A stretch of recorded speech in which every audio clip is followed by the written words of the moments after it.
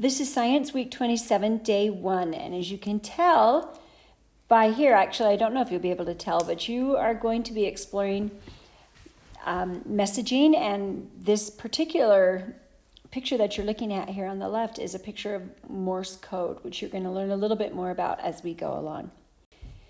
So you're going to start off with thinking about a little misadventure, which means an adventure that has gone awry a little bit. So one summer day, you and your friends decide to go hiking together. While returning to your vehicle, you realize that you took the wrong path and now you're lost. And to make matters worse, you left your cell phone in the car. All right, so now it's dark outside and you're completely lost. However, you do have an empty metal canister and a bright flashlight. That's all you have, so you need to think about, well, is there a way I can use these tools to send a message for help? On this next page here, you are going to just type in, what was the first thing you thought of? As you thought about, how am I going to send a message? What was that first thing? And you're going to type that in to your box. Remember that as you're doing this, if you are in present mode, you will not be able to type in your box. So you can look at things in present, and then you'll have to switch out of present mode in order to answer your questions. This next page is a little mini experiment that you can try.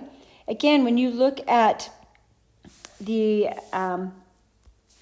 when you look at this little audio symbol, that means you can play that and it will give you all the instructions, and you can play that as well on the mini experiment. So this is just something to try with someone a parent, a sibling. If you have a metal can or something, it might be kind of fun to just try this experiment. The next page is the same sort of an experiment. Again, you can listen to it by clicking on the audio symbol. And this one, instead, you're trying to get their attention with a flashlight. So this last slide asks you which experiment was easier to get their attention, and why do you think so? That's this top question right here.